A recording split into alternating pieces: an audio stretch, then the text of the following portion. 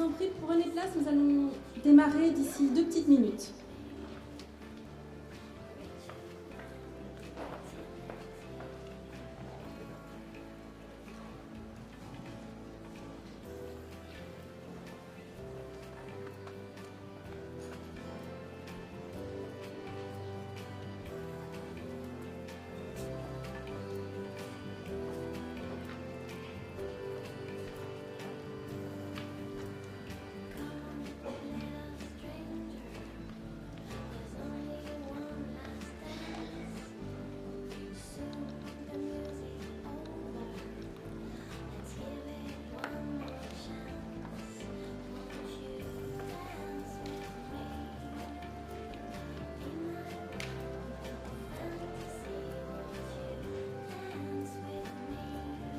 Très bien, les portes sont fermées, donc je vous souhaite à tous une très très bonne conférence.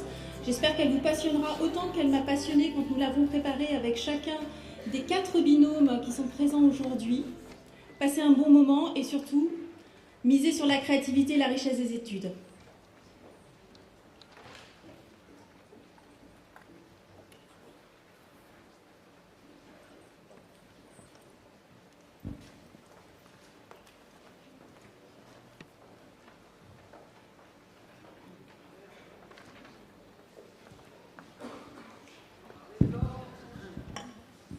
Bonjour à tous, bienvenue.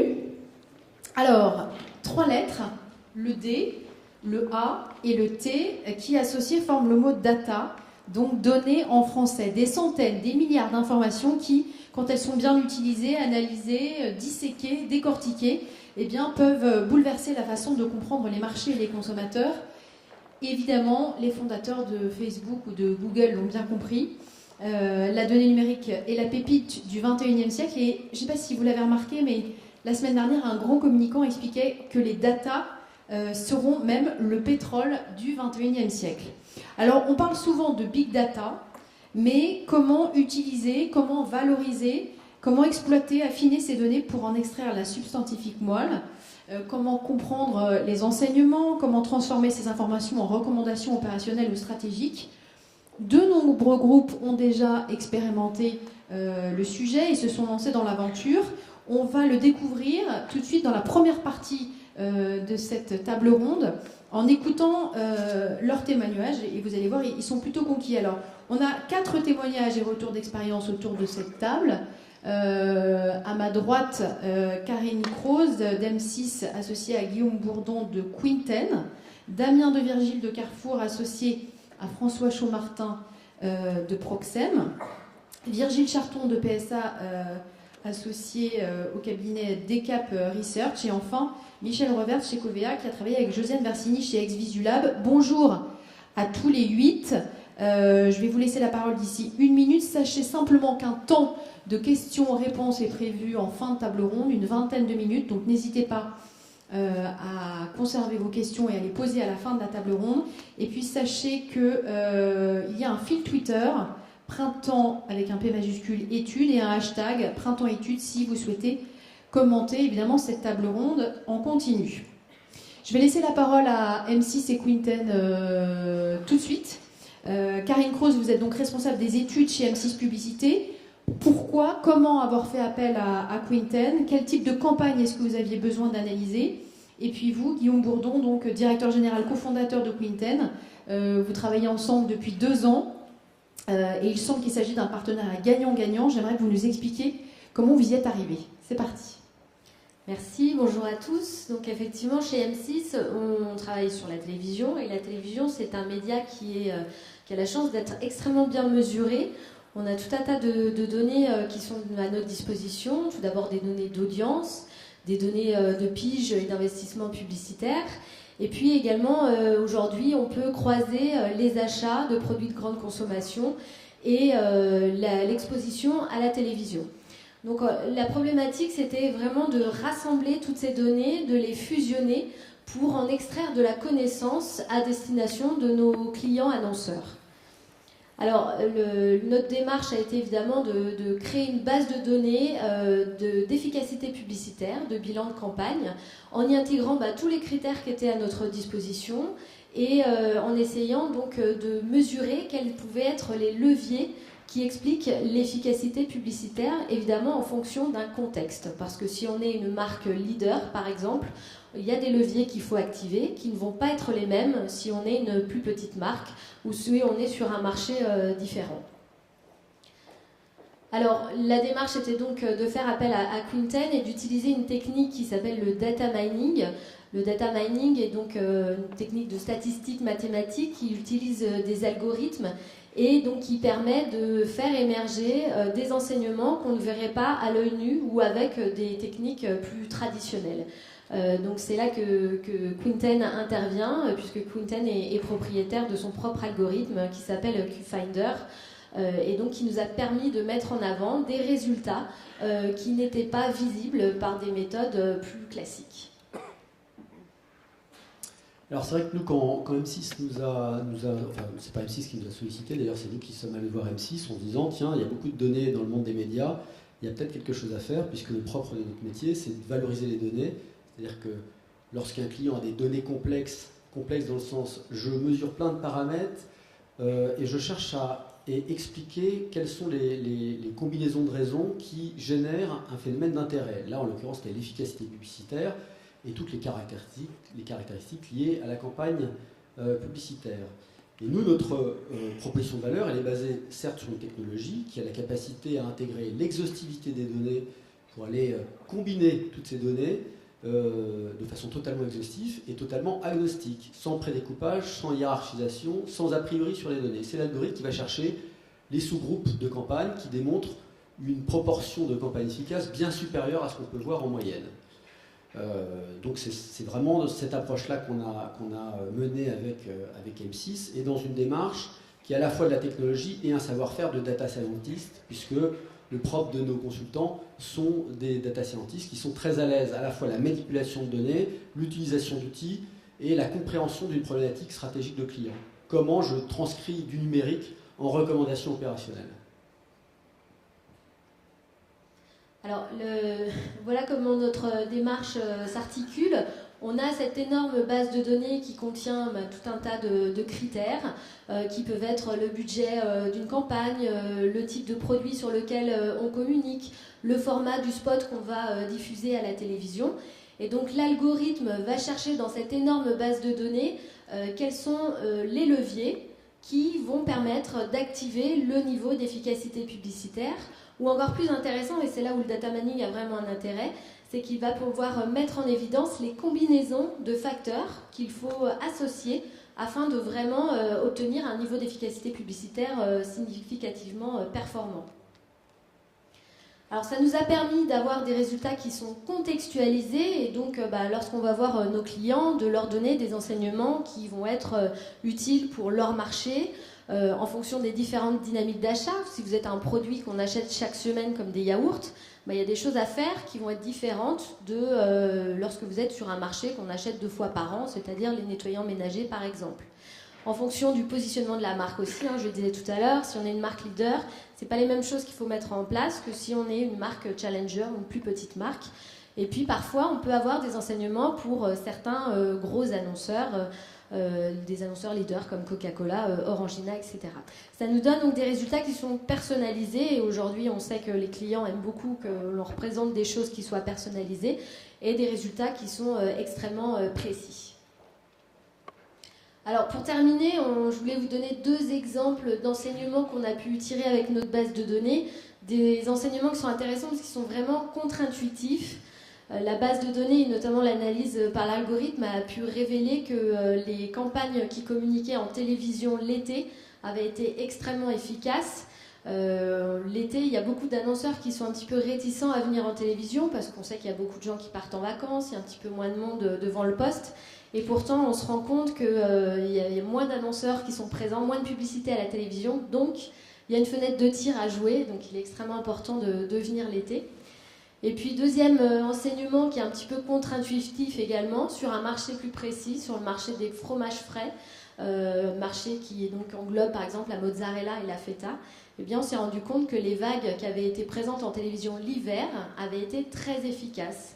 Alors qu'on aurait tendance à penser que sur ce marché-là, il faut être présent plutôt au printemps ou l'été. Là encore une fois, on a un enseignement qui est donc contre-intuitif et qui peut représenter une opportunité pour nos clients.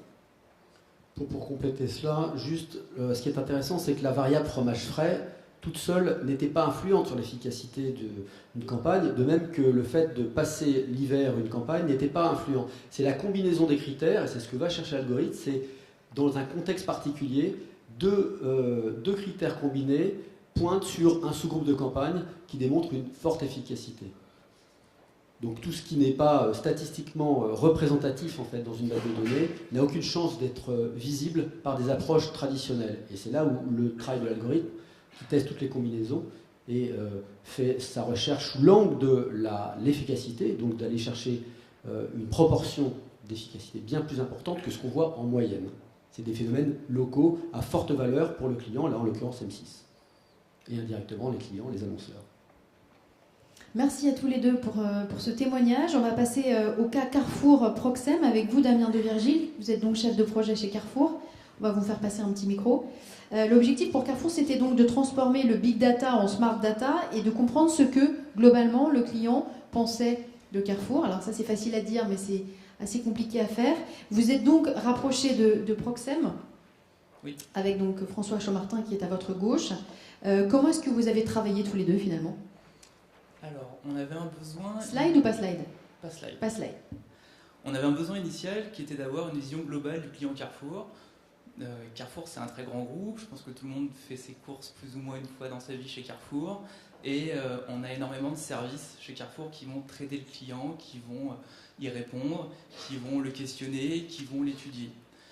Chaque service avait une vision segmentée, liée à ses caractéristiques du service client, du service consommateur, de questionnaire de satisfaction, de drive, de multitude de services. En fait, on a eu besoin d'avoir cette vision globale, de rassembler tous ces services, tous ces inputs clients, tous ces verbatims en un seul endroit pour avoir cette vision globale du client Carrefour. En fait, on voulait éviter aussi cette notion de marketing de l'anecdote. On est tous, travaillant chez Carrefour, on est tous clients Carrefour et on a tous notre expérience, heureuse ou malheureuse, de course. Et on ne voulait pas baser nos études uniquement sur ce qu'on pouvait ressentir et on avait besoin de cette impartialité. Et en fait, c'est justement en travaillant sur cette vision globale, sur cette impartialité, qu'on a cherché à faire appel à un outil, Proxem, qui va nous permettre justement, et qui nous permet actuellement, de travailler cette masse de données, cette masse d'informations. On reçoit quand même quelques milliers de retours par jour, ce qui n'est pas négligeable. Et c'est grâce Par quel biais ? Alors, par quel biais ? On récupère par mail, par téléphone, par retranscription de fax, de courrier, de questionnaire de satisfaction, d'avis clients, de bornes en magasin, d'applications mobiles. Voilà, donc on est vraiment assez transverse sur les communications possibles avec le client et les interactions avec Carrefour. Voilà, et pour dire un mot, disons, de l'usage Big Data qui est fait chez Carrefour, on est sur de la Big Data textuelle. Donc le métier de Proxem, c'est d'aller collecter des grandes quantités d'informations textuelles, de les analyser, de les organiser de façon à en sortir de l'information, et au final de permettre une valorisation des informations issues de toutes ces Big Data textuelles. Et le cas d'usage dans la grande distribution a été le premier que nous avons résolu. Après 3 ans de R&D un petit peu fondamentale, où nous avons fait des avancées scientifiques, nous avions eu la chance de rencontrer d'abord Auchan, et ensuite la chance de rencontrer Carrefour, ce qui nous a permis de montrer qu'une offre de ce type pouvait être verticalisée et déclinée de différentes façons. Mais les big data textuels permettent d'une façon plus générale de faire partie des solutions qui apportent des réponses aux décideurs pour leur permettre de faire les bons choix. Aujourd'hui, nous faisons également de la veille, à l'échelle globale, éventuellement en plus de 10 langues, simultanément pour apporter un coup d'œil sur une certaine problématique scientifique, commerciale, technologique.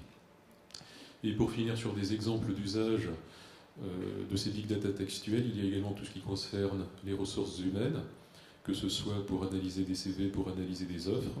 Et dans ce cadre-là, par exemple, aujourd'hui, le nouveau moteur d'analyse sémantique de l'APEC utilise les technologies Proxem également. Donc ça donne une grande variété, disons, d'usages. Merci beaucoup. On reviendra évidemment sur ce cas un peu plus tard dans la table ronde. On va passer au cas Covea ex Visulab avec Michel Revest et Josiane Versini. Michel Revest, est-ce que vous pouvez nous camper d'abord un peu le décor, le contexte et les problèmes auxquels vous avez été confrontés? Et puis, de votre côté, Josiane Versini, je voudrais que vous nous racontiez, au travers donc, des 5 slides que vous avez, comment vous avez fait émerger les données quantitatives qui étaient attendues par Covea. Le problème donc moi je suis assureur, hein. Covea c'est une société d'assurance, c'est le premier assureur du marché en automobile et MRF, donc la problématique est un petit peu différente avec ce qui a été donné. Moi je suis dans une problématique recherche, donc on ne cherche pas à connaître nos clients. Je me suis posé la question de savoir si pour le principal risque, la principale activité qu'on avait, qui était le risque automobile, la façon dont les gens utilisaient, vivaient la mobilité avec l'automobile correspondait à l'offre que l'on avait faite dans notre contrat. Donc la problématique que j'ai recherchée, c'était de savoir si, au travers de l'ensemble des échanges transitant par le web, de l'ensemble des médias, je pouvais détecter des informations, des données qui me permettaient de voir ce que les gens pensaient de contre automobile, comment ils le vivaient, de savoir s'ils pensaient que les garanties étaient adaptées, si les usages de leur véhicule correspondaient aux garanties que je délivrais. Donc j'étais sur un problème d'adaptation de mon offre à la façon dont les gens vivaient, utilisaient leur automobile et à leur comportement. Donc c'est un problème d'adaptation d'offre. Alors si on fait ça, c'est parce que les assureurs sont à la frontière des chemins. C'est-à-dire, avant de se poser la question de savoir si je gère bien mon client, je me suis interrogé sur la raison d'être de la garantie. Donc par rapport à tout ce qui a été dit, pour moi le big data, en amont de tout ce qu'il faut faire, puisque je suis dans une direction recherche, c'est de vérifier si la raison d'être de l'assurance, si la façon dont j'assurais les gens correspondait à la façon dont eux attendaient à ce que je les assure. Oui, donc c'est un petit peu différent de ce qui a été dit. Et là, une fois qu'on a déterminé ça, il faudra que je le décline pour l'ensemble des autres branches. Donc la problématique c'est celle-là. Et les assureurs en plus sont auto-centrés, c'est-à-dire c'est la deuxième idée la raison pour laquelle je fais ça, c'est que l'assurance est dans une phase vulnérable, c'est-à-dire qu'elle a une chaîne de valeur ajoutée et que si les assureurs ne se posent pas la question de la pertinence de leur offre, ils risquent d'avoir de nouvelles formes de concurrence, de nouveaux concurrents, de nouveaux acteurs qui feront ce que moi je ne ferai pas. Donc j'avais deux problématiques, vérifier que si ce que je faisais correspondait à ce que les gens attendaient de moi, on a entendu que si je ne répondais pas à leurs demandes, si j'avais une offre qui était en décalage de plus en plus importante, je pourrais avoir de nouvelles formes de concurrence, des nouveaux compétiteurs, des nouvelles personnes qui l'offraient. Avec deux autres observations, un, de plus en plus, il va falloir qu'on personnalise et qu'on individualise. Les assureurs ont tendance à faire des offres industrielles, la même chose pour tout le monde, de plus en plus. Maintenant, il va falloir individualiser ce que permet Big Data.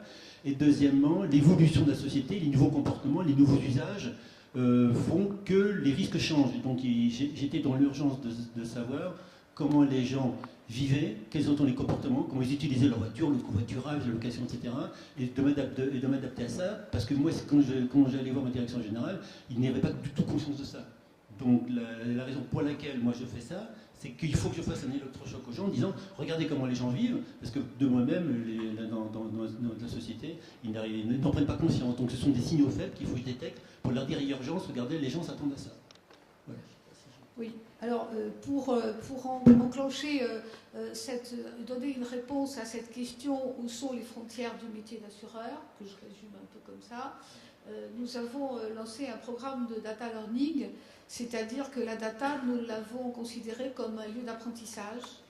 Et c'est un lieu d'apprentissage collaboratif où les marques de Covea sont intervenues, on parle de GMF, MMA et BAF, pour rentrer également dans cette recherche et cet apprentissage de données avec 3 grandes étapes.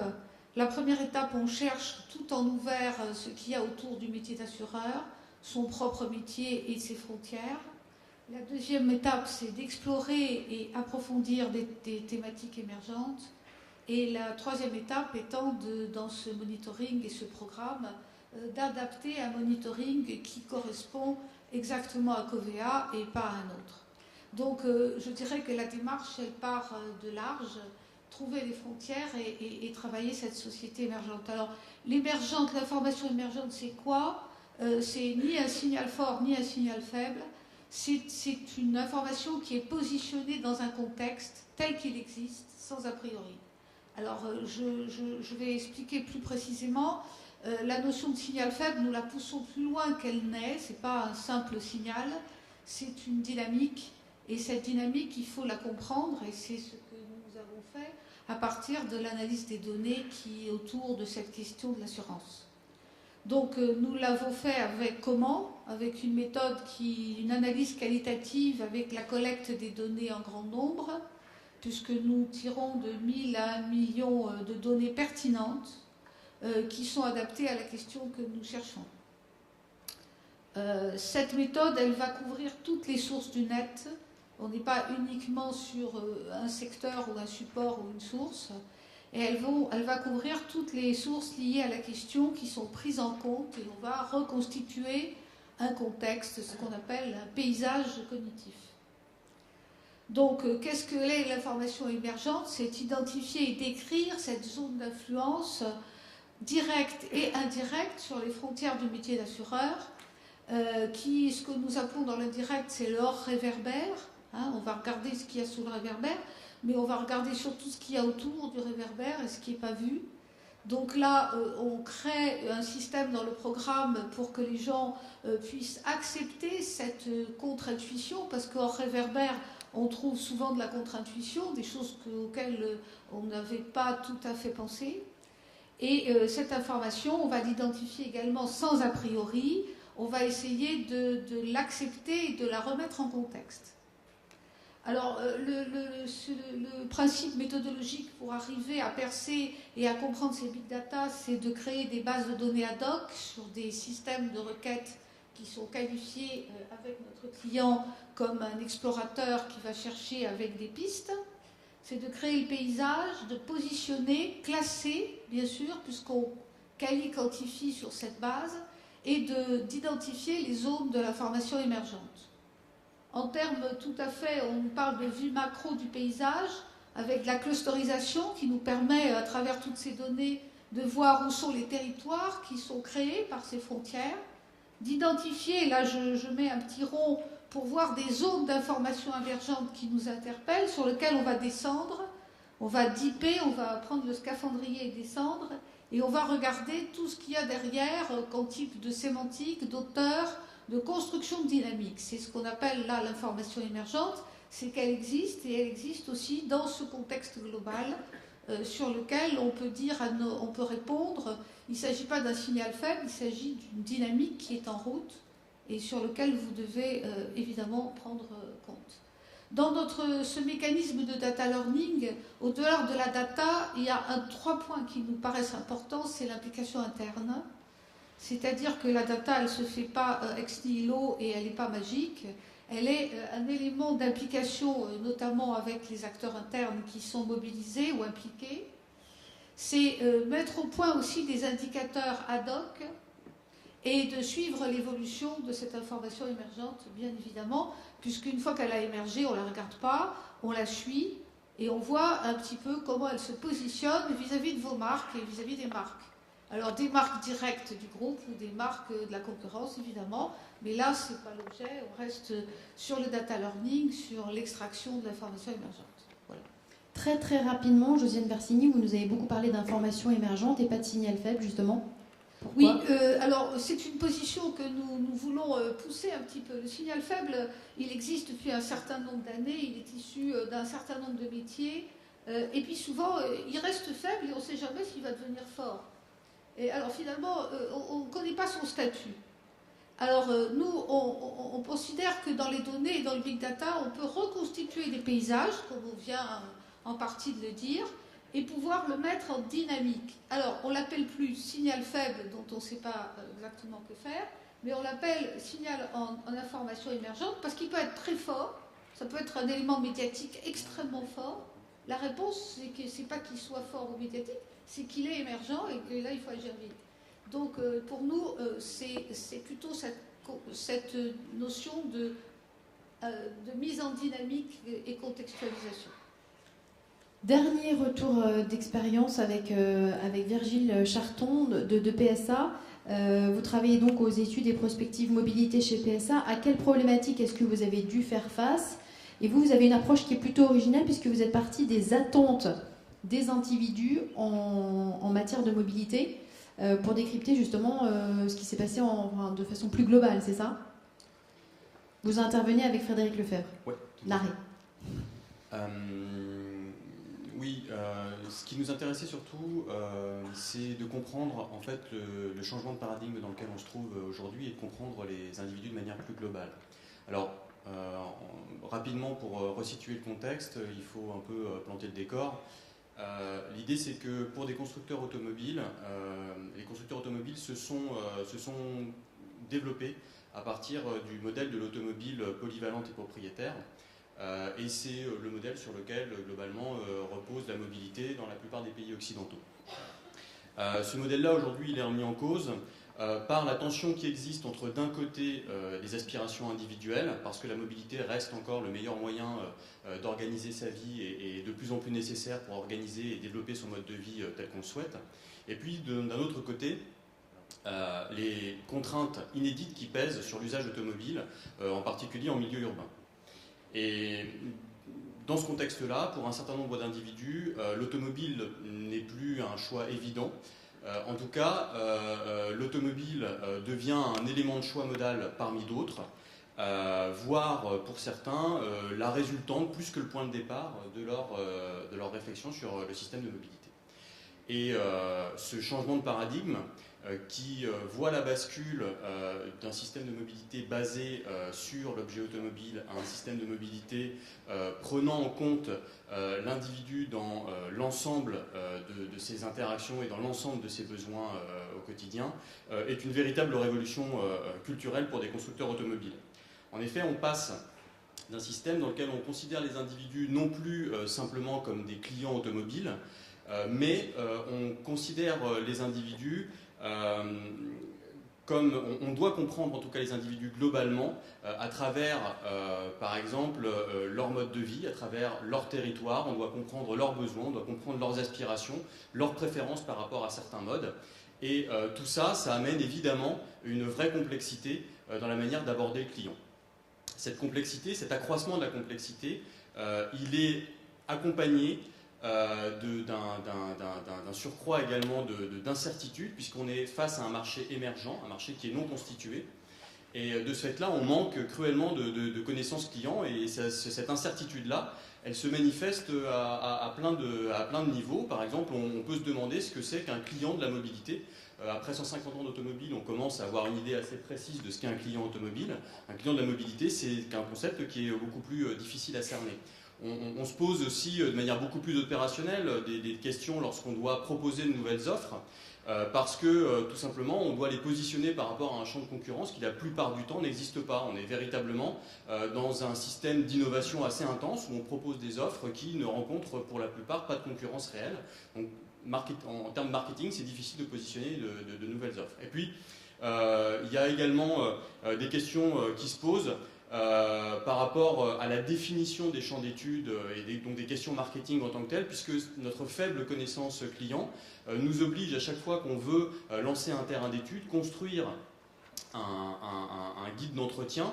Habituellement, on connaît assez bien les dimensions qui balisent la problématique. Ici, une des difficultés qu'on a, eh bien, c'est de se dire qu'on va monter un guide d'entretien sans louper la plupart des dimensions qui ne nous sont pas encore totalement connues. Et c'est donc du fait de la nature radicalement exploratoire des études qu'on doit mener sur la mobilité qu'on s'est intéressé à l'outil de notre conversation, et je vais laisser Frédéric le présenter. Merci. Alors, Net Conversation est un outil donc proposé par Decap Research, une entreprise d'études qualitatives et de créativité, ce pourquoi la patronne n'est pas là, parce qu'elle est avec Créa France, un séminaire en Italie, avec la patronne de Virgile d'ailleurs. Donc je la représente en tant que directeur scientifique. Donc le principe de Net Conversation, c'est de permettre de réinventer l'offre, une offre, quelle qu'elle soit, à partir de ce que les gens se disent spontanément. Donc pour ça, il y a 3 étapes. Savoir ce que les gens se disent spontanément, les écouter et comprendre et interpréter ce qui se dit. Alors normalement, là, il y a le lien qui permet de vous montrer ça en temps réel, et puis à la validation, ça n'a pas marché, donc je me rabats sur la solution de secours, les planches qui suivent, et puis pour voir l'interaction, vous viendrez sur notre stand à l'Agora tout à l'heure. Donc première étape, voir ce que les gens se disent. Voilà par exemple ce qu'ils se disent, non pas sur le sujet de PSA, qu'on ne peut pas vous montrer, c'est bien normal, mais sur un sujet qui est en souscription, l'Observatoire Système D, qui porte sur que font les gens quand ils n'ont pas les moyens financiers de faire ce qu'ils voudraient faire, dans plein de domaines de la vie. Et donc voilà, on recueille un corpus, vous reconnaissez le genre de choses que les gens peuvent se dire sur Internet. Donc il y a toute une stratégie d'échantillonnage pour arriver à avoir un échantillon aussi représentatif que possible de la façon dont les vrais gens, et non pas les community managers, etc., s'expriment quand des sujets les touchent réellement. Une fois qu'on a collecté ce corpus, donc dans le cas ici il y a 4500, un échantillon de 4500 messages, et ben il faut l'analyser, enfin l'enregistrer donc en base de données, on le classifie à l'aide d'algorithmes de classification non supervisée de texte, c'est-à-dire que c'est un peu comme on fait des typologies en études quantiques classiques, c'est le logiciel lui-même qui trouve les catégories de discours qui sont tenus. C'est des catégories de discours qui associent à la fois des contenus, de quoi les gens parlent, et la dimension émotionnelle. Qu'est-ce que ça évoque pour eux? Quels sont leurs sentiments quand ils en parlent? Je dis ça pour distinguer, si vous connaissez des aspects de classification textuelle, c'est assez particulier comme approche. En fait, c'est l'approche dont on a besoin pour faire de l'étude qualitative. Il faut pouvoir se projeter dans la façon dont les gens ressentent un sujet, une expérience de vie. Et après, quand on a classé les messages dans ces différentes classes de discours, eh ben, il ne reste plus qu'à analyser chacune d'entre elles. Pour ça, on dispose d'une sorte de cadavre exquis, qui sont les termes les plus typiques. Vous voyez, peu mais bon, c'est déjà ça. Plus les smileys, c'est vraiment les 6 mots les plus fréquents dans la catégorie qu'on a surnommée les Polly Pockets dans cette étude. On dispose d'une mise en évidence des citations les plus typiques de ce type de discours, c'est-à-dire l'extraction, si vous voulez, le discours qui est spontanément tenu sur Internet, c'est un discours à faible densité. Vous pouvez en lire des kilomètres sans trouver grand-chose de passionnant. Et donc c'est très important de pouvoir en extraire les éléments les plus saillants, les plus typiques. Si tu veux être tranquille, tu peux faire appel à parischef.fr, c'est super. Publicité gratuite. Vous avez un descriptif statistique par comparaison avec l'ensemble du corpus. Quel est le genre littéraire associé à un discours de type Polly Pocket? Est-ce que c'est plutôt les hommes, plutôt les femmes? Dans quelle position sont les gens qui expriment ce type de discours? Plutôt des consommateurs en l'occurrence. Ils sont surreprésentés. Moins des militants ou citoyens par exemple. Est-ce que c'est un discours qui est tenu plutôt par des gros intervenants sur Internet, les squatteurs de forums, etc., ou les blogueurs? Ou est-ce que c'est tenu par des petits intervenants, c'est-à-dire des gens qui viennent sur Internet s'exprimer parce qu'ils ont un problème particulier ou quelque chose qui les a émus spécialement? Sur quel type de site on trouve ce discours? On couvre les forums, les blogs, les médias, Twitter, qui n'étaient pas couverts dans cette étude-là. Voilà, donc un descriptif à la fois statistique, sémantique, une mise en évidence des citations les plus parlantes, qui permet donc de faire ensuite une véritable analyse de contenu, une véritable interprétation, une mise en scénario pour comprendre comment tous ces différents types de discours peuvent interagir, et j'y reviendrai peut-être tout à l'heure. Alors, on a mis toutes nos transparences qui est bien. Tu voulais dire un mot d'un service de mobilité sous forme d'autopartage qui s'est déployé dans une grande capitale d'Europe et que nous ne citerons pas, même si notre transparent le fait par inadvertance. Oui, on a fait une étude sur le système d'autopartage parisien. L'objectif, c'était effectivement, le service a été lancé en 2012. Le contexte, c'est qu'effectivement, on s'est retrouvé face à une offre de mobilité qui, pour le coup, était vraiment inédite et qui a eu, par son déploiement, l'ampleur de son déploiement, qui était vraiment une expérience intéressante à suivre. Et donc, on a choisi de le suivre à travers une étude NetConversation. Alors, les objectifs, c'était de suivre ce déploiement de manière barométrique, c'est-à-dire qu'on s'est placé à à différents points du déploiement de ce service d'autopartage. On a, grâce à NetConversation, eu la possibilité d'aller récupérer des conversations et des discours qui se tenaient par des early adopters, par un certain nombre de personnes qui ont pu être des influenceurs, par exemple des gens des médias qui ont pu prétester le service. On a pu récupérer des discours avant le lancement, on a récupéré des discours au moment du lancement, dans les quelques jours qui ont suivi, et puis dans les 6 mois et dans l'année suivante, de manière à voir comment évolue l'appropriation du service à travers le temps et comment les perceptions, les usages, les représentations du service vont évoluer dans le temps. Donc ça, c'était une dimension qui était importante et qui a vraiment une plus-value de NetConversation, c'est cet aspect barométrique. Donc l'objectif de tout ça, c'était de comprendre les freins, les leviers d'adoption, et puis de voir comment ça s'inscrit dans les usages. Et donc voilà, on a fait plusieurs vagues. Là, il y a 2 vagues qui sont notées, mais on a fait en fait 3 vagues successives. On a récupéré avant le lancement, au moment du lancement, et puis un peu après. Et on a d'ailleurs pu comparer ça, j'y reviendrai un peu plus tard, par rapport au lancement de Vélib, et récupérer des données qui pour le coup étaient vraiment beaucoup plus anciennes, puisque NetConversation nous permet de récupérer des données 5-6 ans en arrière et de les avoir dans leur jus, c'est-à-dire pas au filtre de l'habitude des gens avec des services qui sont déjà bien installés. Vous avez encore... C'est terminé? Vous avez encore 1 ou 2 minutes. Hein. Après, c'est la dernière. Non, Virgile a commencé à le présenter, mais il aurait voulu dire, je pique le micro, il aurait voulu dire qu'effectivement ce qui a été frappant, c'est l'originalité, l'abondance de ce qu'on a trouvé avec ça, y compris des représentations difficilement accessibles avec d'autres méthodes, deux des classes de discours. Je vous ai montré les polypockets tout à l'heure sur l'observatoire SystemD. Donc par exemple, 2 des classes de discours qui sont apparues sur cet nouvel objet urbain ont été baptisées la fille des rues et la porte des enfers. Et on peut tirer derrière un imaginaire très riche sur l'interaction des gens avec le service, qu'on n'aurait très probablement pas su mettre dans un guide d'entretien ou dans un questionnaire aussi doué qu'on soit. Voilà. Merci beaucoup. Alors, je reviens vers vous, Guillaume Bourdon. Quinten, vous nous avez parlé d'une technologie et d'une méthodologie qui sont propres à Quinten. C'est un peu le nerf de la guerre, finalement, cette technologie. Je voudrais savoir d'où elle vient. Comment est-ce que vous l'avez mise en place finalement? Alors, c'est pas le nerf de la guerre, mais en tout cas, parce que la technologie seule ne peut pas faire grand-chose sans les hommes, sinon on vendrait du logiciel d'ailleurs, ce serait beaucoup plus simple. Cette technologie dont on a la paternité et la propriété, c'est une technologie d'intelligence artificielle qui a été développée en 2008 et 2009 par un normalien, notre directeur scientifique, donc un pur mathématicien, et avec des développeurs, puisque c'est vraiment l'alchimie entre du langage C++ et une architecture mathématique assez élaborée, puisque c'est la capacité à traiter des grandes masses de données, sans limite de nombre de données, et de pouvoir tout combiner de façon totalement exhaustive. C'est vraiment aller explorer, sous l'angle d'une question posée, des sous-groupes qui démontrent un phénomène d'intérêt de façon beaucoup plus représentative que ce qu'on peut voir en moyenne. Et donc c'est vraiment d'aller au-delà des limites des outils traditionnels et statistiques. Et pour répondre à l'autre question, derrière ces technologies et avec ces technologies, eh bien, il y a une équipe de data scientists qui sont en fait des mathématiciens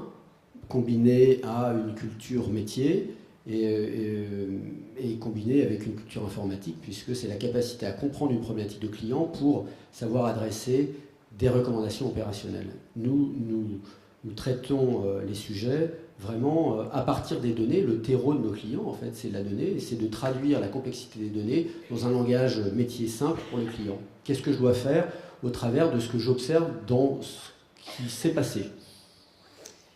Merci. Je m'adresse à vous à présent. François Chaumartin, quelle a été votre méthode à vous, justement, je voudrais que vous entriez vraiment dans le concret pour analyser ces données chez Carrefour? Alors, comme nous, on traite du texte en premier, on fait deux niveaux d'opération. On part des verbatim, des emails, de ce qu'on peut collecter sur Internet, et on commence par faire un certain nombre de coups de StabiloBoss pour identifier typiquement des marques, des produits, des concepts de business, de la satisfaction, des opinions. Et dans un deuxième temps, on bascule finalement des techniques de text mining qui partent du texte non structuré pour en extraire finalement de la donnée structurée. On bascule, comme le précédent interlocuteur, dans des technologies de data mining, et nous également avec des technologies que nous avons développées à travers 15 ans de R&D. Donc nous avons également des équipes d'ingénieurs informaticiens, de linguistes, d'infolinguistes et des data scientists. Le plus beau métier du monde, disait-on récemment. Alors Frédéric Lefebvre, vous nous avez parlé des données conversationnelles à l'instant. En quoi sont-elles différentes des autres et intéressantes à analyser justement ? Alors effectivement, leur différence, c'est que ce sont des conversations, et finalement c'est un objet assez original pour les études marketing. À part l'ethnologie où on va écouter des gens dans les trains ou dans les cafés, on a peu de conversations, c'est-à-dire qu'on a peu de façon dont les gens se disent les choses entre eux dans la vraie vie, et non pas à un enquêteur ou à un animateur qui crée des stimulus particuliers, etc. Donc on a un discours extrêmement authentique qui est émis par les gens au moment où c'est important pour eux d'émettre quelque chose sur le sujet. Que ça soit parce qu'ils ont un problème, ou parce qu'ils sont sensibilisés au problème de quelqu'un d'autre, ou parce que... Est-ce que du coup ces données sont plus qualitatives parce qu'elles sont plus sincères ?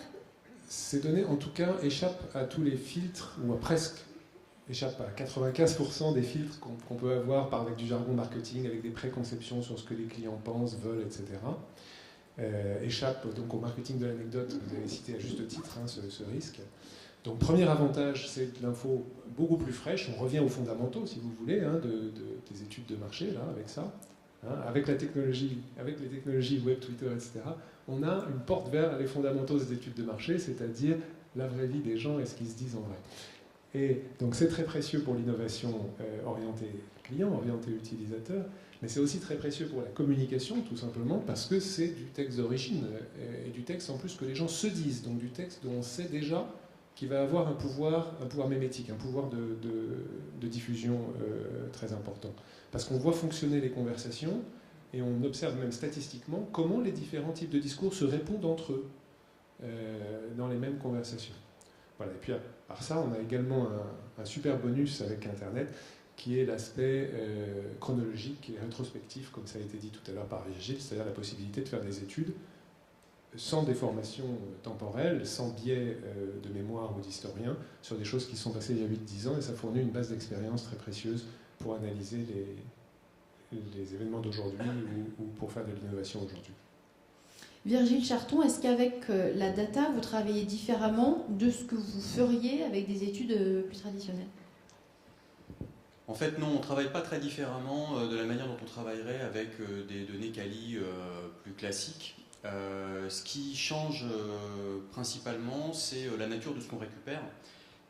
Et en particulier, comme on l'a déjà dit, le fait qu'on arrive à faire émerger, avec les analyses de discours récupérées sur Internet, on arrive à faire émerger des choses qu'on ne pourrait pas ou qu'on n'imaginerait pas faire émerger habituellement. Donc une des capacités de Net Conversation, c'est sa capacité à générer de la surprise, à générer de l'imprévu dans ce qui est récupéré. Par contre, ensuite, dans l'exploitation en interne dans l'entreprise, il y a de la pédagogie à faire parce que quand on veut communiquer les résultats, eh bien, les gens arrivent avec un certain nombre d'a priori par rapport à ce qu'on peut récupérer sur Internet. En particulier, ils vont pouvoir avoir des doutes sur la validité des résultats. Ils vont pouvoir avoir des questions sur le fait qu'on récupère en fait ce qu'on est allé chercher sur Internet, alors que c'est justement le contraire, et c'est justement là qu'est la force de Net Conversation, c'est qu'on récupère la plupart du temps des choses qui sont à la fois riches et imprévues. Karine Grosz, on a le sentiment, au vu de ce que vous nous avez dit et de ce qui se dit dans cette table ronde depuis le début, que justement, innovation dans l'entreprise aujourd'hui, l'innovation, elle passe pas mal par la data. Est-ce que vous êtes d'accord avec ça ? Oui, je suis d'accord avec ça. Je rejoins tout à fait les discours, là, ce qui a été dit jusqu'à présent. On se rend compte que de plus en plus, quand on interroge nos panélistes, c'est compliqué d'avoir vraiment la vérité, et de plus en plus on s'oriente vers des techniques où quand on récupère l'information, c'est automatisé, parce qu'effectivement les gens ont tendance à mentir un petit peu, ou en tout cas enjoliver un petit peu la réalité. Moi je voudrais juste nuancer ce qui a été dit sur l'analyse des conversations sur Internet. Je pense que dans certains secteurs, voilà, comme sur l'automobile par exemple, c'est extrêmement riche et on obtient un certain nombre d'informations. En ce qui concerne les médias et notamment la télévision, c'est très compliqué d'analyser ce qui a été dit sur Internet parce que vous savez que les programmes télé sont très commentés, notamment sur les réseaux sociaux comme Facebook ou Twitter. Et il y a beaucoup d'ironie, il y a beaucoup de second degré, donc c'est très difficile d'analyser ce qui se cache vraiment derrière et il faut vraiment de l'intelligence humaine pour bien interpréter ces résultats. On en parlait tout à l'heure avec François de Proxem qui a fait des choses autour de certains de nos programmes et comment interpréter le second degré, comment interpréter les moqueries qu'il peut y avoir sur certains programmes, sur certains candidats de télé-réalité. Attention, dans certains secteurs, c'est compliqué d'analyser la conversation sur Internet. Alors, Jocelyne Versignon, on va aller un peu plus loin. Est-ce que, selon vous, les datas nous permettent d'avoir aujourd'hui une lecture de notre environnement, voire de l'évolution globale de la société dans laquelle on évolue, justement? Oui, alors... Je pense aux conversations qui en voilà, disent, justement. Ce que nous pouvons constater, enfin, on a bien vu que notre méthodologie CALI, qui permet de faire du CALI sur de la grande collection de données, donc faire du qualitatif sur des millions de données, c'est une approche qui nous est permise par les données, puisqu'on sait que le CALI comprend et le quanti-mesure et que ces deux cathédrales ne se sont jamais rencontrées, ou peu, ou pas souvent, et que les données permettent cette rencontre. Donc déjà, je dirais que ce point est une nouveauté qui est apportée par les datas uniquement. Et le deuxième point, c'est que ça permet de regarder hors réverbère, c'est-à-dire d'aller voir, comme on l'a vu dans les paysages reconstitués de tous les acteurs qui sont en présence, des choses qu'on ne peut pas voir autrement, puisqu'on voit hors réverbère. Et donc, du coup, ça donne cette lecture hors réverbère, une lecture de l'environnement qui est plus large, avec une amplitude plus grande que ce qui est apporté uniquement par les médias ou par un certain nombre d'acteurs. Donc oui, dans la mesure où ça ouvre les réverbères. Michel Revest, est-ce que vous allez dans le même sens? Est-ce qu'avec la data, on est entré dans une nouvelle ère, carrément? Moi, j'en sais rien du tout. Moi, je ne suis pas un homme d'études, je ne suis pas scientifique, hein, donc j'en sais strictement rien. Ce que je peux vous dire, c'est que moi, ce que j'ai compris de la méthode, c'est que la donnée est brute, donc la donnée n'a pas de valeur en soi. Ce qui donne de la valeur, c'est la façon dont elle est traitée par des algorithmes avec des réitérations, on vous l'a montré. Donc la donnée n'a pas de valeur, elle n'acquiert d'une valeur que par des algorithmes qui font des rapprochements. Et c'est la façon dont ces rapprochements peuvent se faire que le sens va se dégager petit à petit. Ce que donc dire que le sens doit vous apparaître, non pas en fonction de ce que pensez-vous, ce qui serait une erreur, non pas en fonction de ce que vous pouvez attendre, mais parce que vous aurez une valeur ajoutée qui est donnée par des algos qui sont spécifiques, comme des brevets, etc. Et que petit à petit, ça va vous apporter ces éléments. Donc les algos le donnent, et après il y a l'interprétation. Ce qui veut donc dire que pour que ça marche, il faut faire deux choses. Il faut briefer les gens pour qu'ils connaissent le minimum du métier, pour qu'ils soient capables de voir la pertinence de l'algo. L'algo est pour n'importe quelle activité. Mais il faut briefer en amont l'entreprise pour qu'elle sache suffisamment de métier pour qu'elle applique correctement l'algo. Et après, il faut faire un travail d'interprétation. Le travail d'interprétation, ils ne le font qu'avec nous. Donc, moi, je ne suis pas data scientifique, mais ce que j'ai compris avec cette méthode, c'est que pour que ça marche, il faut travailler avec l'entreprise, la briefer, débriefer avec, et on applique des algos à des données qui vous donnent un sens, l'algorithme étant non pas l'algorithme qui a été fait pour vous, mais qui est un algorithme qui est fait pour tous les tiens. Et je pense que dès lors que vous rentrez dans la sémantique, dès lors que vous analysez, etc., à mon avis, ça c'est une erreur. Le big data, c'est un traitement de données, c'est l'application d'algos avec derrière un apprentissage que vous faites en amont et en aval. Et l'objectif, après à terme, c'est que vous soyez vous-même capable de le faire à la place des entreprises. Donc l'objectif après, c'est que vous puissiez être autonome et que vous ayez le savoir-faire pour vous faire ce qu'on fait. Donc voilà, après je ne sais pas si j'ai répondu à la question. À peu près. Alors, Virgile Charcon, PSA, je me retourne vers vous. Est-ce que, quand même, selon vous, la data transforme les entreprises? Comment est-ce que vous le vivez chez PSA? Oui, la data transforme les entreprises. Elle transforme aussi les produits. Alors, pour en parler simplement, avec des choses qui sont assez connues du point de vue purement technique, quand on regarde comment les véhicules consomment moins aujourd'hui, c'est parce qu'il y a tout un tas de capteurs dans les véhicules qui vont permettre de remonter de la donnée et d'optimiser en fonction de plein de paramètres, d'optimiser la consommation d'un moteur. Ça, c'est une application de la data qui transforme le produit. Ce qui se passe, c'est que la donnée, jusqu'à présent, elle était entièrement tournée dans le monde de l'automobile vers le véhicule. Aujourd'hui, ce qu'on essaye de faire, c'est au contraire de récupérer la donnée comme une source d'information, comme une richesse, pour comprendre le conducteur lui-même, pour aller non plus aider la voiture à fonctionner mieux, mais pour en profondeur comprendre quels sont les besoins de mobilité des gens, quelles sont leurs difficultés, quelles difficultés ils rencontrent dans leur conduite, quel est leur comportement de conduite, et donc d'acquérir une connaissance client beaucoup plus importante. Et en fait, tout ça, ça doit avoir pour objectif j'ai parlé tout à l'heure, j'ai dit que la voiture devenait un élément dans le système de mobilité des gens, un élément parmi d'autres. En fait, l'objectif qui est le nôtre, c'est de faire en sorte que la voiture devienne un véritable assistant personnel des individus, c'est-à-dire qu'en mettant à notre disposition, en mettant à la disposition du constructeur des informations précises, individualisées sur le conducteur, et en mettant à sa disposition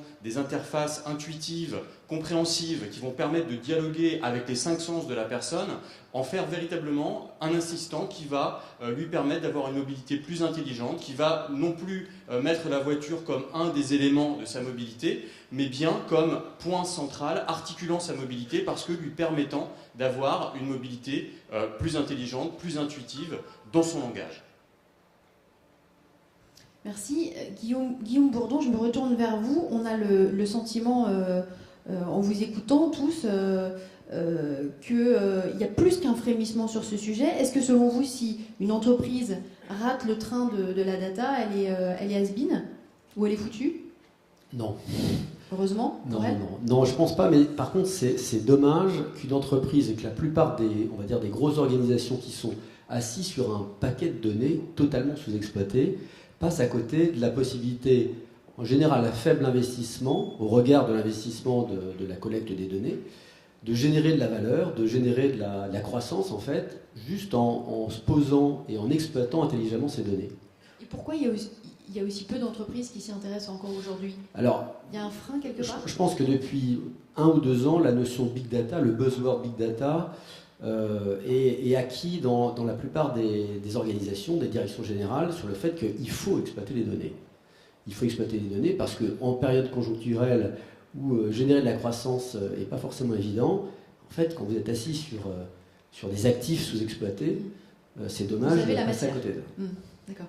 Est-ce qu'on peut dire que la France est plus en avance par rapport à ses voisins européens? Comment est-ce que ça se passe? Alors, la France c'est quand même riche on va dire, de data scientists, en tout cas en herbe, parce qu'il n'y a pas de formation à l'heure actuelle qui forme des data scientists. Ce sont des sociétés comme Net Conversation, Cap Research, etc., des sociétés comme les nôtres qui forment des data scientists avec un bagage de base qui sont quand même les mathématiques et les statistiques et l'informatique, et puis après formés à utiliser, à aborder des données et des bases de données d'une certaine façon, et aussi à utiliser tous les outils qui se font sur le marché. Mais la France est clairement à la pointe avec la Californie, avec les États-Unis, sur toutes ces technologies d'informatique et de mathématiques. Et donc de start-up qui génèrent la big data. Je prends l'exemple de Criteo, qui est un exemple de réussite. Mais on peut en parler parce que ça fait du bien. Justement, vous avez parlé des data scientists. Comment est-ce que ça se passe en termes RH? Où est-ce que vous recrutez? Comment est-ce que vous formez? Alors nous, on a recruté, on est 25, on a recruté tout le monde, sorti d'école. On a pris par exemple des ingénieurs agro, Paris, Rennes, avec un master en mathématiques et statistiques, et on les a formés au métier de data scientist.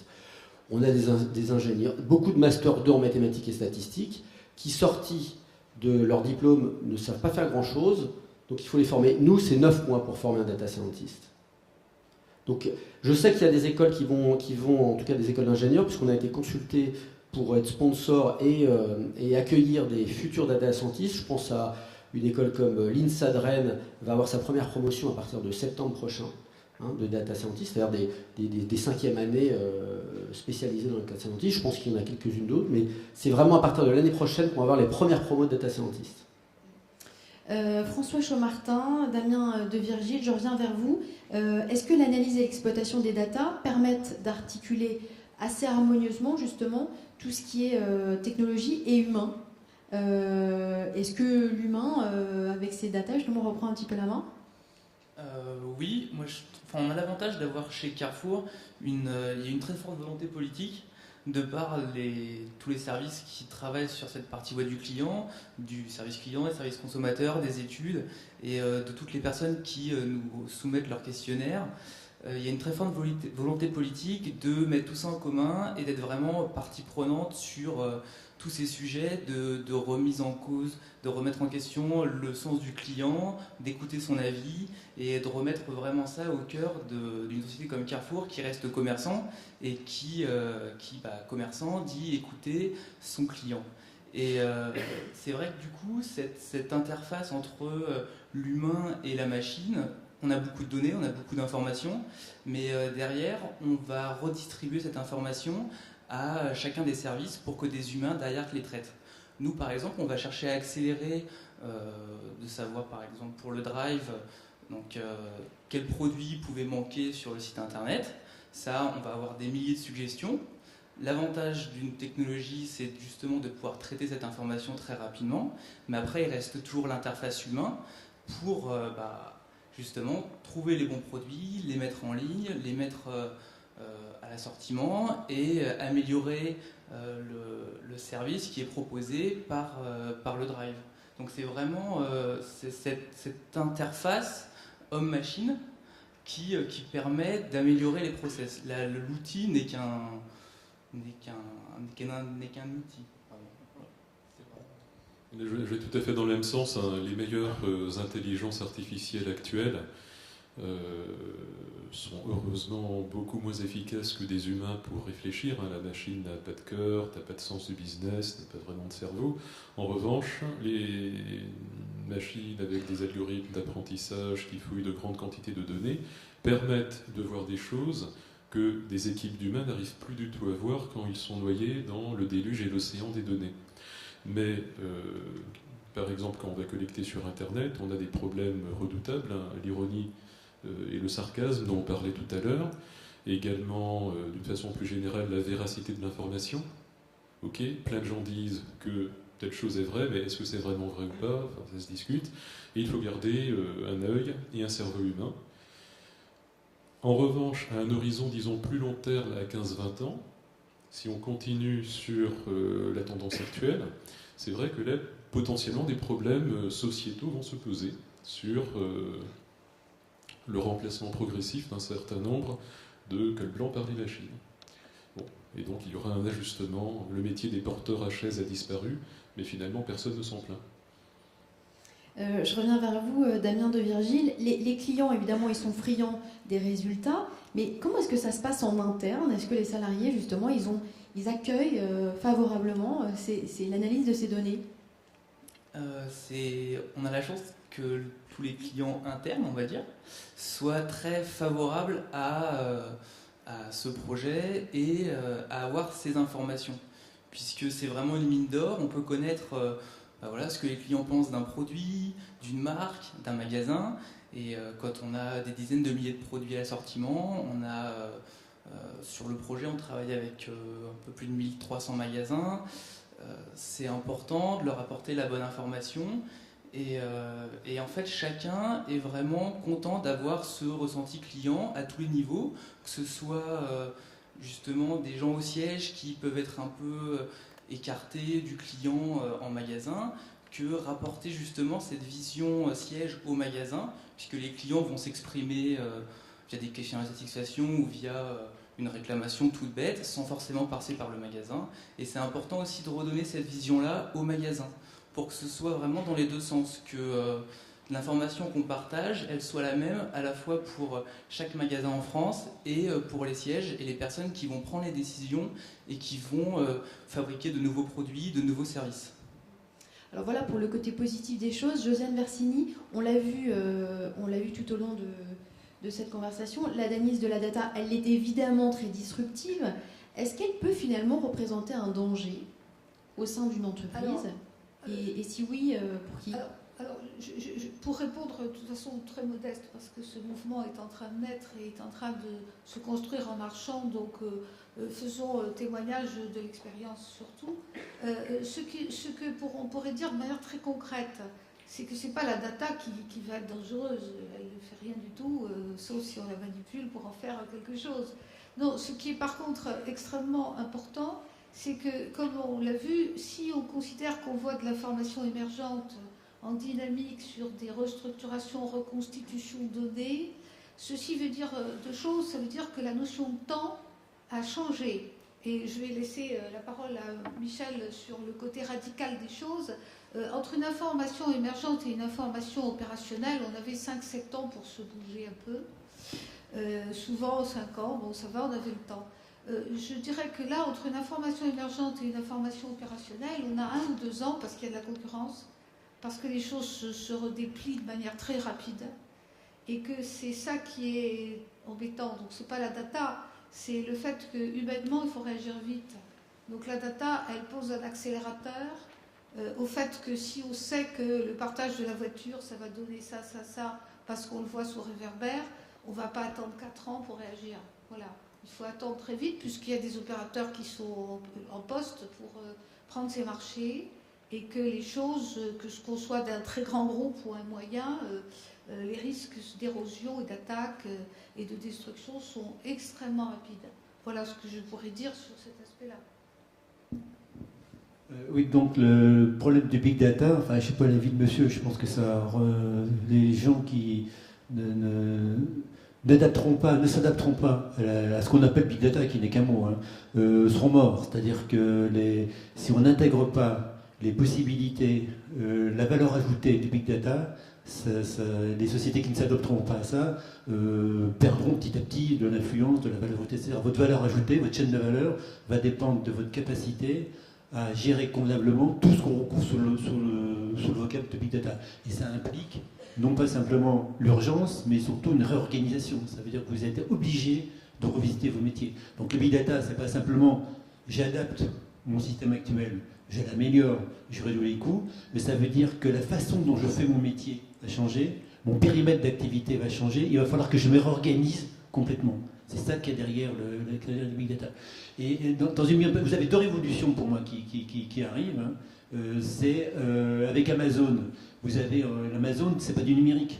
Amazon, c'est le matériel c'est la maîtrise de l'univers matériel qui est donné aux individus, puisque je peux acheter quand je veux, j'ai pu à me déplacer, donc l'ensemble de l'univers matériel est chez moi, j'ai à ma disposition, je peux acheter où je veux. Ça veut dire quoi? Ça veut dire que c'est pas du numérique, c'est le monde matériel est chez moi et à ma disposition, j'en ai la maîtrise. Quant à Google, c'est pire. Google, c'est la matière humaine. Il ne travaille pas des données, c'est pas un moteur de recherche. Son objectif, on le voit avec la robotisation, la maîtrise de l'ADN, tout ce qu'il fait, il veut maîtriser l'homme et donc repousser ses limites, repousser les limites de la frontière. Et eux font du big data. Donc au travers de ce qu'on appelle la gestion des données, vous voyez très bien que là, vous avez en perspective l'obligation de revisiter votre métier, de vous organiser, de le restructurer complètement, de le revisiter. Et vous avez en perspective des organismes comme Amazon ou Google qui sont en train de remettre en cause la nature humaine et la façon dont l'homme vit et dont il a géré le matériel. Le matériel, maintenant, vous l'avez chez vous, vous avez pu aller dans le magasin. C'est vous qui allez pouvoir maîtriser, le connaître, acheter chez vous. Et quant à Google, son objectif, c'est de maîtriser l'homme, la matière humaine, connaître l'ADN, prédire les maladies. Il va dans la santé, il va dans la robotisation, il est dans le transhumanisme. Donc, et il faut le big data. Et vous avez tout ça en perspective. Donc les gens qui ne comprendront pas qu'intégrer les données de la façon dont on l'évoquait par le petit bout de la lorgnette, on va être complètement au sujet. Donc c'est une révolution qui implique qu'on change tous nos métiers et la façon même dont on percevait la façon de vivre et la façon dont voilà. Et avec Google, c'est même la matière humaine qui est remise en cause. Lui, il remet en cause les frontières du vivant et du non-vivant. Je ne sais pas si vous l'avez dit. Alors, je parlais de Facebook en introduction, Facebook qui vient de fêter ses 10 ans, et au passage, évidemment, l'accumulation de centaines de milliards de données sur nous tous. Est-ce que, selon vous, les données des réseaux sociaux sont une manne qui est particulièrement sophistiquée et donc séduisante? C'est une question que je pose à tout le monde. Je ne sais pas qui veut répondre. Karine? Oui, mais c'est un petit peu ce que je disais tout à l'heure. Effectivement, Facebook, c'est extrêmement intéressant parce que riche, que les gens s'expriment sur tous les sujets. Maintenant, attention à comment on interprète tous ces résultats, parce qu'encore une fois, tout n'est pas exploitable en l'état. Voilà, on le disait, il y a du second degré, il y a de l'ironie, donc tout n'est pas utilisable. Voilà. Et ça revient encore une fois à ce qui a déjà été dit, mais qui est aussi vrai dans notre expérience, c'est que les big data, c'est formidable, ça amène une connaissance extraordinaire. En revanche, s'il n'y a pas de l'humain et de l'interprétation humaine derrière, on n'en fera pas grand-chose. Donc je reviens à la fusion homme-machine qui doit être pour moi la réussite de tous ces projets. Alors, je vais ajouter un petit mot. Oui, les réseaux sociaux, enfin d'une part, partons du principe que c'est des gens qui se parlent spontanément entre eux, ce qui est le cas pour les millions de réactions à un match de football à un instant donné, ce qui n'est pas forcément le cas sur ce que les gens disent sur Internet, sur une marque de mode, enfin, y compris dans des publicités de gens qui vendent de l'analyse des conversations sur Internet, vous pouvez voir des conversations constituées à plus de 95% de faux messages. Donc, passons déjà cet obstacle-là, considérons qu'on s'intéresse à ce que les gens se disent vraiment sur Internet. Alors, ça répond à énormément de questions, c'est d'une richesse infinie. Moi, je suis émerveillé à chaque nouvelle étude qu'on fait, y compris sur des sujets, c'était pas pour vous, la planche de bord. Je ne sais pas si vous savez ce que c'est que la planche de bord d'une voiture. C'est le machin qui est là. Et le tableau de bord, là, vous voyez, machin, là c'est la planche de bord. Et vous dire qui a quelque chose à dire sur la planche de bord. Et bien, en regardant ce que les gens se disent spontanément sur Internet, on a trouvé 6 profils différents de planches de bord. Et de façon de vivre avec sa planche de bord, avec leur dimension sensorielle, avec le type de gens, etc. Donc c'est d'une richesse infinie, à condition, ou quasi infinie, à condition d'aller y chercher ce que les gens disent vraiment. Il y a quelque chose qu'ils ne vont pas dire, c'est est-ce qu'ils vous aiment ou pas. Les gens ne vont pas sur Internet pour dire j'aime M6 ou j'aime pas M6. Enfin, ou très peu de gens, ça n'a aucun intérêt. Donc tout ce qui est analyse de sentiments, c'est un terme que heureusement on n'a pas encore entendu jusqu'à maintenant, je n'y crois absolument pas. Enfin, dans certains cas particuliers peut-être, mais de façon générale, n'allons pas sur les réseaux sociaux savoir si vous êtes populaire ou impopulaire. Si c'est le cas, posez la question aux gens. Est-ce que vous m'aimez ? Mais si sur les réseaux sociaux, ce qu'on va trouver, c'est ce que les gens vivent réellement dans leur vraie vie. Voilà. Et c'est pas si mal. J'ai une dernière question pour vous tous avant de prendre des questions dans la salle, et j'espère qu'elles sont nombreuses. Très récemment, le McKinsey Global Institute estimait que l'exploitation des données ouvertes, qu'elles soient publiques ou privées, et qu'elles soient dans le domaine des transports, de l'éducation ou des produits de consommation, pourrait générer justement un chiffre d'affaires supplémentaire grâce à de nouveaux ou à de meilleurs produits ou à de meilleurs services. Est-ce que selon vous, je vous vois déjà réagir, c'est bien, est-ce que ça veut dire que c'est ça le next step demain, c'est passer de l'entreprise à la société tout entière et peut-être avec des produits plus responsables ? Alors, effectivement, il y a plusieurs questions. L'exploitation des données ouvertes, que ce soit les linked data ou les open data, permettent, en les corrélant avec les smart data qui sont issus justement des référentiels d'entreprise, de créer de la valeur. Par exemple, dans la grande distribution, le fait d'utiliser les informations de météo, prévues le jeudi pour le week-end, permet de positionner en tête de gondole plutôt de la morue ou plutôt des saucisses et de maximiser les ventes, pour donner un exemple extrêmement concret. Là, on n'est pas dans une consommation plus responsable, on est dans une optimisation des ventes. On est dans une optimisation des ventes. Je rebondissais par rapport à ce que vous disiez en introduction, à savoir que l'information est le pétrole du XXIe siècle. Alors, pardon, la data ou l'information qui en est issue. Alors c'est vrai, avec un avantage, c'est qu'en principe l'information ne pollue pas, si ce n'est que les data centers, avec les millions de serveurs qui existent, consomment aujourd'hui, je crois, 4 à 5% de la puissance électrique mondiale, donc génèrent un certain nombre de problèmes. Donc voilà, il ne faut pas non plus oublier, disons, les effets indirects. Vous faites bien de le rappeler. Y a quelqu'un qui veut juste prendre la parole sur le dernier point que j'évoquais ? Oui. Oui, je souhaiterais juste réouvrir sur une nouvelle question. C'est concernant aussi la question de la confidentialité, des caractères privés et du respect de la vie privée des individus. Je pense que dans la question de la data, c'est une question qui est extrêmement posée, qui est même posée au métier du marketing, puisqu'au fond, jusqu'où allons-nous sur la connaissance à l'insu, ce qu'on appelle la connaissance à l'insu, et qui peut s'appeler espionnage dans d'autres catégories. Ce qui est important pour faire suite à cette question responsable, c'est qu'au fond, la donnée, si elle est bien utilisée, bien sûr, hein, évidemment, dans un contexte de bonne utilisation, elle permet au contraire de faire une rupture avec l'asymétrie entre d'un côté celui qui produit et qui offre et celui qui demande, et en réduisant ça, d'être plus proche de lui en faisant des meilleurs produits. Donc je dirais que le côté confidentialité, si le client sait que c'est pour un meilleur service, il en est partie prenante. Voilà, donc je voulais dire ça.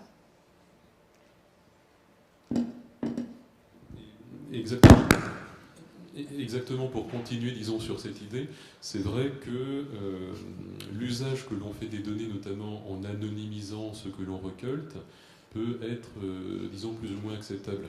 Ce dont il faut avoir conscience, c'est qu'aujourd'hui, Google en sait probablement plus sur vous que votre mère et votre psy réunis. En tout cas, il sait des choses que vous n'aurez jamais dit, mais qui vont quand même être captées. Et ça soulève la question, effectivement, des données personnelles, de la législation sur les données personnelles qui est très différente d'un côté et de l'autre de l'Atlantique. Et en tant que consommateur, mais également patron d'une petite société française innovante, je gère ma schizophrénie en étant ravi que la CNIL défende finalement les données personnelles et en étant frustré de monter sur un ring mondial avec une main attachée dans le dos parce que plein de sociétés américaines vont faire plein de choses que je n'ai pas le droit de faire en France pour exploiter ces données-là. Et pour finir juste sur un exemple d'usage ou de détournement de l'utilisation des big data, et je crois que c'est la première fois que je le dis, disons, dans une conférence publique, on a fait un projet pour l'un de nos clients en se positionnant derrière, disons, pour l'un de nos grands clients, des milliers de personnes, en se positionnant, disons, derrière le fil Internet et en se mettant à la place, mettons, d'un grand moteur de recherche américain, pour regarder finalement, vu de l'extérieur, en collectant un mois de requêtes sur un moteur de recherche, qu'est-ce qu'un grand moteur américain pourrait apprendre justement sur l'entreprise. Et on a trouvé des choses absolument fascinantes.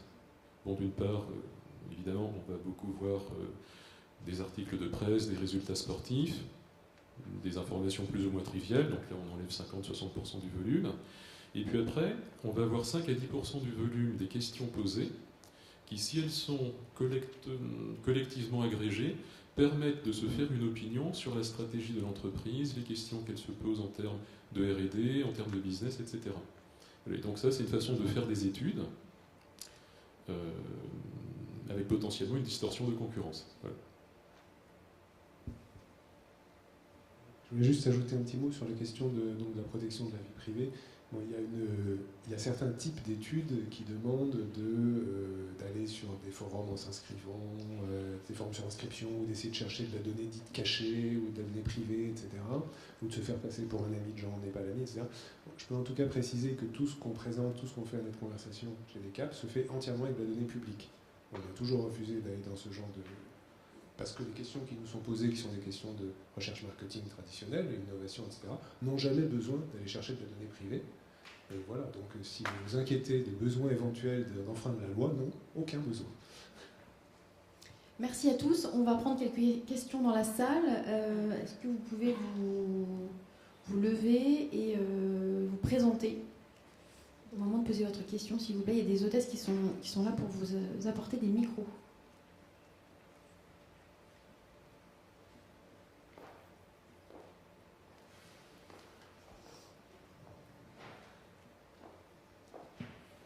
Ah, une dame au premier rang, juste là.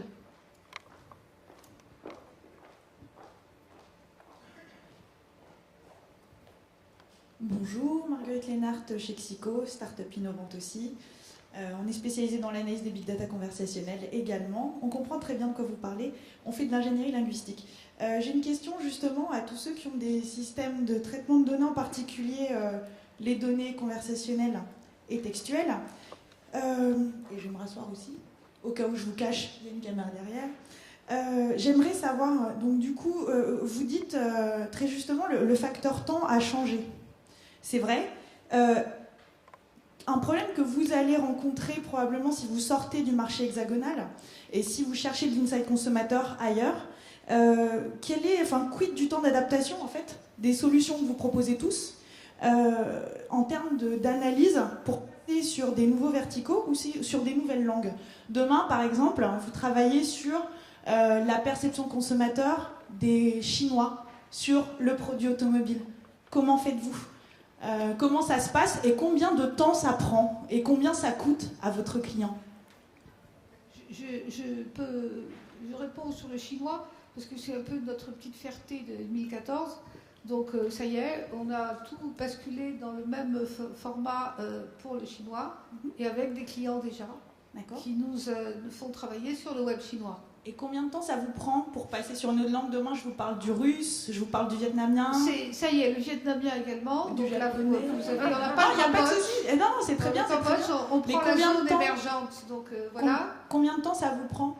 Alors, je répète, la solution et la méthode, elle aide à structurer des données et à nous donner des éléments par graphe, par tableau, pour commencer à comprendre. Le facteur humain, il est on essaye bien sûr de le réduire, mais il reste à 20% et je dirais 20 à 30% de facteur humain, parce que vous n'allez pas comprendre une culture et un contexte uniquement avec une machine. Ce n'est pas vrai. Donc, nous avons des adaptations au côté culturel, par exemple, parce qu'il serait vraiment à côté de la plaque de pouvoir dire qu'on va appliquer notre propre prisme. Donc, tout ceci est bien sûr calibré. Nous avons pris le choix d'être localiers et de travailler toujours au plus près du micro-local et aller dans des micro-régions avec des experts micro-locaux pour comprendre ce qui ressort de nos analyses. Voilà. Donc il y a la technologie, il y a le culturel, beaucoup le culturel, et il y a aussi le micro-local pour contextualiser voilà. Au mieux. Oui, je peux répondre aussi rapidement. Donc, ça nous a fait rire parce qu'on a un projet sur le chinois depuis 2 ans avec Virgile qui n'a pas encore avancé. Qui n'a pas les yeux sur la Chine. Néanmoins, bien sûr, voilà. Donc néanmoins, en termes de logiciels, on a fait le choix de logiciels de démarche et de statistiques d'être language agnostique dès le départ, c'est-à-dire on fonctionne exactement de la même façon dans toutes les langues. Et pour ça, on a fait le choix de n'utiliser aucune notion de grammaire, aucune notion d'ontologie, toutes ces notions-là qui sont propres à une langue. Donc on s'en passe absolument. Et donc ça nous prend exactement le même temps en chinois ou en français, moyennant d'avoir la bonne personne pour interpréter. Ça, c'est une première chose, c'est-à-dire on traite de façon parallèle et identique toutes les langues sans problème, et vous trouverez sur notre stand la publicité pour l'enquête qu'on vient de sortir sur les drones perçus par les Français et les Américains, en français et en anglais. J'avertis juste, par contre, il y a quelque chose de plus difficile ou qui relève encore de mon point de vue de la recherche scientifique, c'est de faire une étude toutes langues confondues en même temps. C'est-à-dire moyennant une sorte de traduction universelle. Donc il y a des gens qui proposent des systèmes comme ça, par traduction automatique et analyse après la traduction automatique. Ça, je ne peux pas trop vous dire ce que ça vaut, je n'ai pas d'expertise là-dessus. Parfait, ça passe la balle au bon. Donc nous, aujourd'hui, on traite une quinzaine de langues. Actuellement, on fait par exemple une étude, mettons, veille industrielle sur 10 langues, 11 langues. On a déjà différents niveaux de traitement des langues, sachant qu'on essaye d'être également très couvrant d'une façon agnostique. Et pour cela, finalement, ce qui a changé en 10 ans, c'est la disponibilité des Wikipédia dans la plupart des langues. Et aujourd'hui, nous avons développé des méthodes de R&D originales pour apprendre automatiquement sur les Wikipédia, de façon à faire de la classification thématique générique. On prend un texte, en gros, quel qu'en soit le sujet, à peu près quelle qu'en soit la longueur, et on arrive à le catégoriser par rapport aux catégories de la Wikipédia, qui représente une grande taxonomie, pour employer un mot savant, qui en plus peut se projeter sur différentes langues, au moins d'une façon partielle. Donc ça, c'est le premier niveau. Le deuxième, c'est de découvrir le vocabulaire d'un corpus dans toutes les langues, ça également c'est parfaitement agnostique. Et après, on va faire des choses plus fines, avec de la syntaxe profonde. Et notre façon de faire ça, c'est de laisser en libre accès pour l'enseignement et la recherche notre plateforme de calcul sémantique, qui aujourd'hui a été téléchargée 7-8 000 fois par des chercheurs des universités, ce qui fait que le jour où on a besoin d'un analyseur syntaxique du polonais, du bulgare, d'une autre langue, on sait qui appeler, et donc ça permet concrètement en quelques semaines de couvrir finement une langue. Alors je vais accaparer encore le micro pour 2 petites questions. Pour dire que sur la télé-réalité, je serais heureuse de vous en parler. Il y a des gens qui en parlent beaucoup. Et c'est possible, en fait, pour rebondir sur ce que vous disiez tout à l'heure sur l'analyse de sentiment, au-delà de l'analyse de sentiment, on parlera plutôt d'analyse de posture. Il est d'ailleurs, j'ouvre la discussion et peut-être sur un volet un tout petit peu plus technicien, peut-être plus justifié d'adapter des modèles d'analyse issus de l'analyse conversationnelle à ce qui sont des conversations et non pas des discours. Voilà. Mais en tout cas, il y a de l'analyse de perception et de posture sur tous les types de verticaux qu'on a pu aborder. L'autre question, à part les langues, c'est combien de temps prenez-vous pour vous adapter à un nouveau vertical? Voilà. Demain, vous switchez. Est-ce que vous êtes dans la même capacité de proposer une qualité, une finesse de service analogue quand vous vous adaptez à un vertical auto, quand demain on vous parle d'un vertical santé grand public ou d'un vertical divertissement, télévision. Voilà, ça sera ma dernière question. Merci de vos réponses. Je vais faire une réponse super brève. On est aussi omnisecteur que Gallup l'était quand il a inventé l'échantillonnage représentatif. On a travaillé pour le service d'information du gouvernement sur les retraites, on a travaillé sur la planche de bord, on a travaillé sur des choses qui n'ont rien à voir entre elles. C'est pour une grande chaîne de télévision concurrente. Et donc, non, c'est une méthodologie avec laquelle on travaille qui ne tient aucun compte, si vous voulez, de données sectorielles. Donc, elle n'a pas ce problème. Et pour la question précisément sectorielle, nous, on a choisi de transférer cet apprentissage à nos clients parce qu'on pense que c'est les clients qui doivent la connaître. Et c'est les clients qui sont les premiers à disposition. Donc nous, on met à disposition les moyens pour que leur répertoire grammatical de leur marché soit maximisé. Et sur la relation client, aujourd'hui, on la connaît très bien dans le monde de la grande distribution, dans le domaine de la distribution sélective, de l'industrie du vin, de la banque de détail. Je crois qu'on a couvert aujourd'hui une dizaine de secteurs et on apprend à généraliser de plus en plus vite.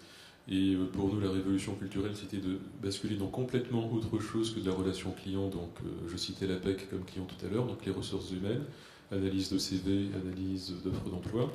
Là, on a mis quelques semaines à acquérir tout ce vocabulaire-là.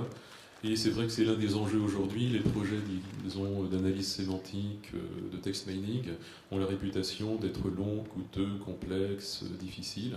Et on est dans un moment de l'histoire où on commence à les démocratiser. Et si on continue à les démocratiser, dans quelques mois à quelques années, on pourra en quelques heures s'adapter à un domaine donné. Ce qui veut dire que sur la big data qu'on a tous en tant qu'humains à l'échelle personnelle, qui est de gérer notre boîte de mail, où il y a plein de gens qui nous écrivent, qui nous mettent en copie, qu'est-ce qu'il faut lire, pourquoi j'ai 5000 mails non lus, j'en souffre, vous voyez. À un horizon de quelques mois, je pense qu'on aura des solutions qui vraiment vont regarder notre boîte d'email et nous permettre de gérer beaucoup plus facilement cette big data, déjà pour prioriser ce qu'on doit vraiment lire, tout simplement. On va prendre une dernière question dans la salle avant de passer à la conférence suivante.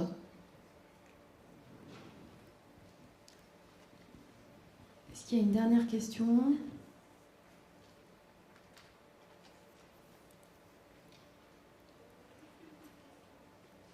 Oui, vous pouvez vous mettre debout ?